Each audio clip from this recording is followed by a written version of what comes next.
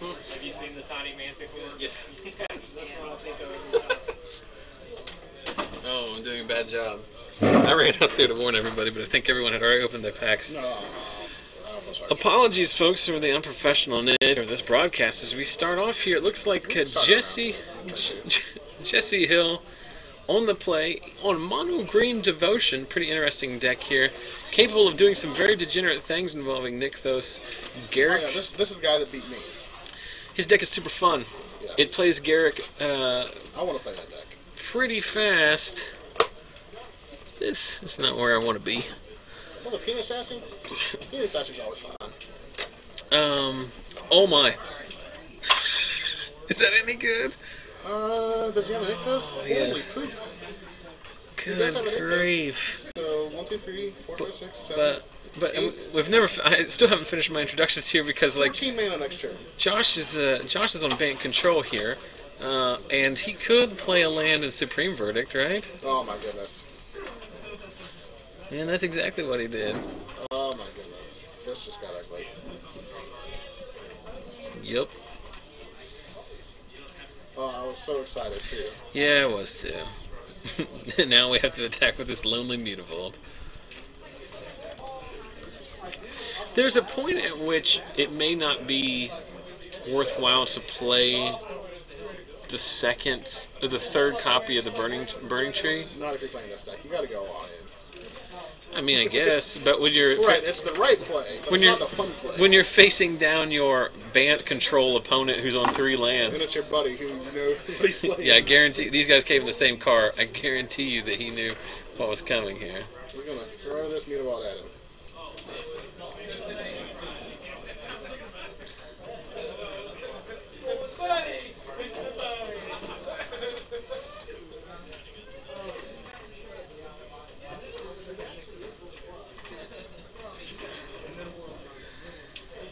I don't really think there's anything to talk about the rest of this match. Like, No. I have a Jace, I have a Kiora. You have no permanence. Yeah, well, he has one that can attack for 1 each turn, and it just got locked down. Well, technically, it can still attack. Yes, I've done that with my Desecration even. There's an Arbor Colossus. Just the right amount of force too. Of course, that's the least of his concerns. Got to give Jesse some props for the most ragtag group of 4th, 5th, and 6th edition basic lands. Yes. Yeah, that's the BBD approach, and he's come home from big events before, and he said the upside of playing white border basics to troll my opponents also comes with the downside of whenever I'm mana flooded, I have to stare at these ugly, horrible lands. But the self-trolling value is worth more. So Josh has assembled the news team here. Jace, Kiora, and Elspeth. There's a Hydra. There's a Kalonian Hydra. That was a $40 card at one point. I think it's amazing that a card like that's not any good. You know? If it had haste. And if it didn't cost... does Zen God cost 5? Mm-hmm. See, if Zen God costs 4, then it might be good.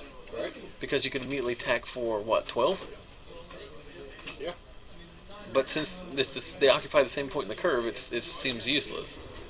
So there's a verdict clearing the way. Or not a verdict clearing the way. How did we get rid of... we used our Elspeth ability there.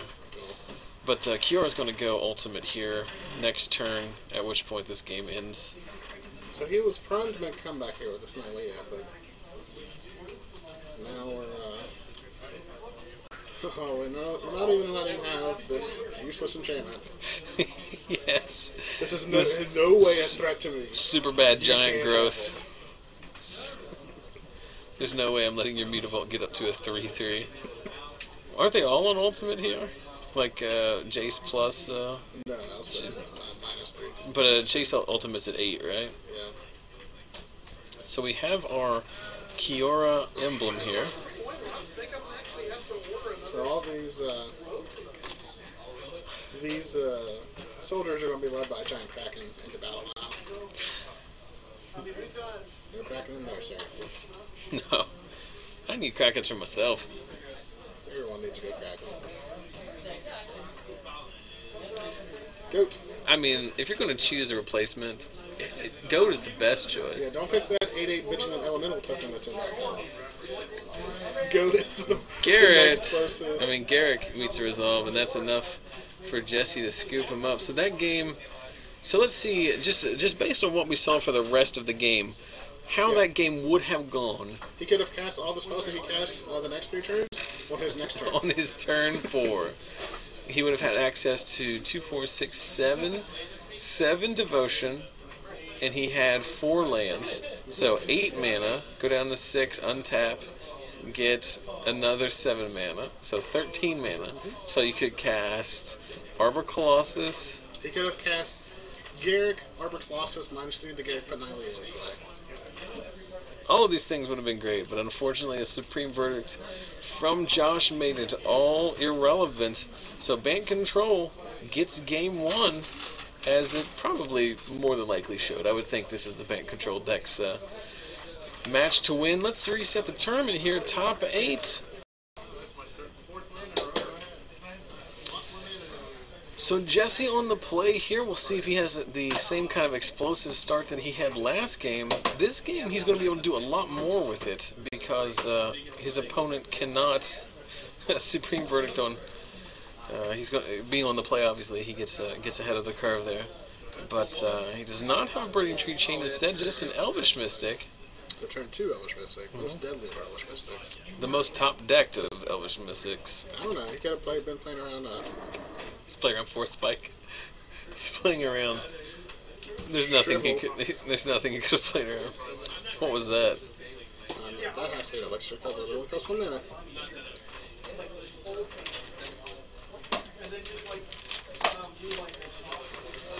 So there's a turn 3 Polukranos.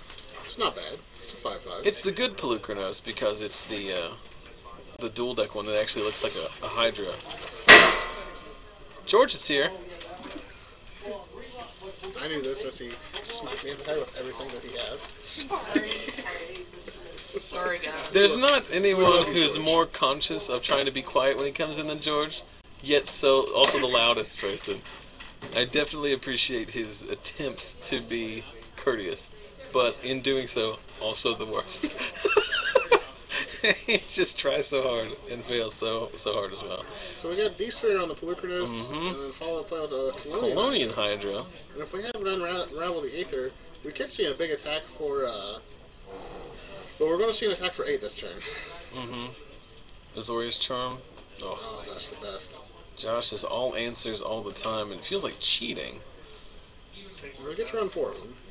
And he's, we see that Josh is on the Archangel of Thune playing here as well. Ooh, looks that like doesn't match up very well against the Arbor Colossus play.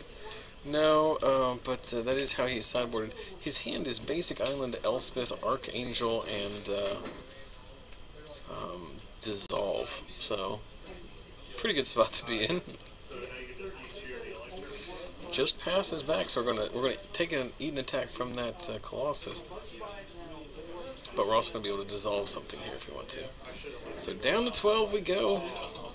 13, I guess. Nope, 12. I was right. And there's an Elvish Mystic. All of these green foily promo cards. In Jesse's day, I thought that was a Scavenging Ooze for a second. And there's an Supreme Verdict off the top. Looks like that breeding pool is what he drew last turn, possibly. We have a Nykthos now, and here comes the Hydra again. So there's the Hydra we knew about. Josh had tucked or put back on the top of Jesse's library with an Azorius Charm a couple turns earlier. And that's something that's... we're going to -3 the Elspeth here. Yeah. But something I'm going to assume that we're going to see for a long time in the next couple of months in Standard is Supreme Verdict with a follow-up play of Kiora, which would have been also very good on that board state. Ooh, I like this a lot here, too. We're getting the D-Spheres now. Yep. Get the D-Sphere. We forgot to ramp with our... We have to. Hey, you have to get a forest. No, he has to get a forest from the Sylvan Primordial. That's part of the ability. It's not a May. Well, if we resolve half the ability, we have to resolve the second half. True. That's the only reason I put my head out there. It wasn't a mistrigger. It was just we didn't completely. I would also do it if I could sit at your location where I could just open the door and yell without having to move. Yeah. This stage of the night, 10:28 p.m. To be fair, we could say that he missed it by failing to find a forest in his deck, but let's not be asinine about that. As it is possible for you to say at this point, but I have no forest left in my deck. So we know Josh's hand is Island, or a Dissolve Archangel of Thune. Now he does have enough mana to cast the Archangel and leave Dissolve up. The Archangel not very good on this board. Probably not going to cast until he can find a Detention Sphere or Supreme Verdict because the Primordial has reach. The red versus white really doesn't matter. There it is. Well, actually, it's an artifact. So next turn we can Polukranos, eat all the tokens, and start battling. Yes, we can do that thing. We also have Nykthos here, so we can profit mana. So with that, assuming he does that, is 1, 2, 3, 4, 5, 6, 7, 8, 9. So we can fight for 4.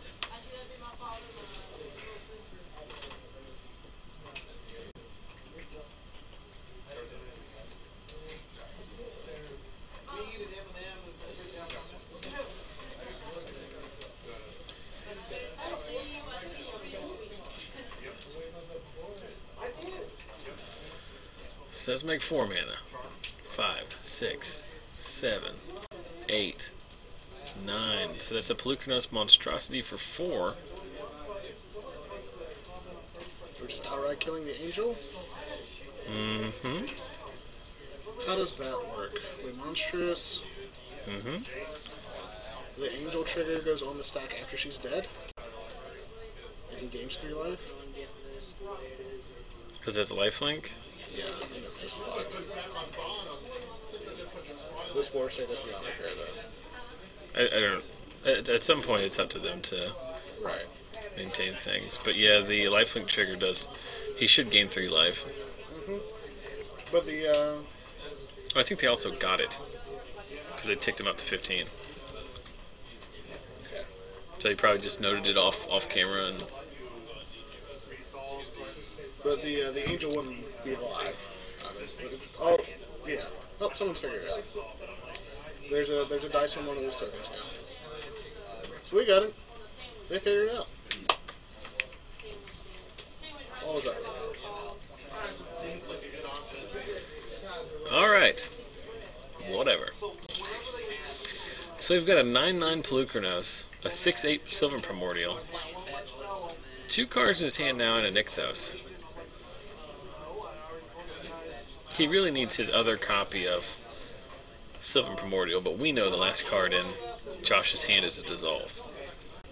Jesse should know it too, because Josh is clearly telegraphing it, because he set aside blue Mutavault over on the other side. So there's a Burning-Tree.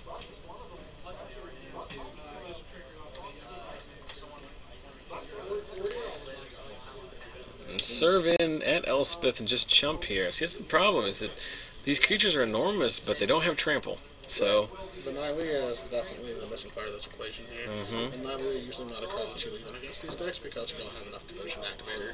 and we know that Josh has not only a Dissolve, but now joined by a D-Sphere in hand, so looks like we're just going to this is just going to be one of those games where we just slowly take Elspeth up and eventually win with the ultimate. Because I mean, what's the best draw from Jesse here now? Another Polukranos?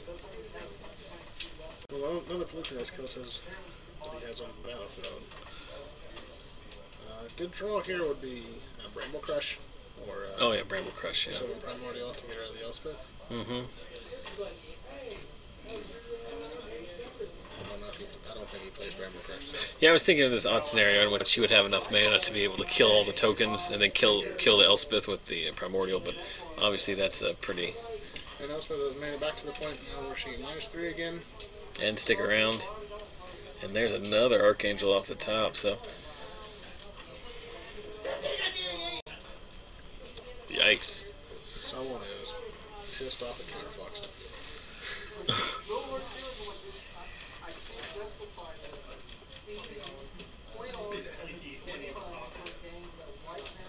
So now, I do want to point out, the chat is reminding me that Polukranos is legendary. I knew it was legendary. I just thought we had it with Nykthos. I was giving Nykthos even more credit for what it was capable of doing. Because there's a scenario in which you have 1 billion mana that you can play another Polukranos, use the monstrous ability to clear out all those tokens, and then kill Elspeth. But that is a considerable amount of mana. and it also just leaves him open to jumping with the Mutavault. And we're just going to slowly die to this, not slowly, quickly die to this Archangel here. As we take 1, 2, 3, 4, 7, we gain 3, back up to 18. All of the creatures that are good against Archangel are now dead. Yep, the Plummet, the 6/8 reach. Yeah, the 5/5 reach and the 6/8 reach. Also the Polukranos. Well, can't win them all.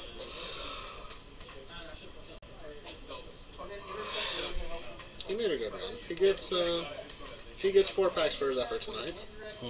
There's a Courser. Dissolve No, just... no, you can't have that.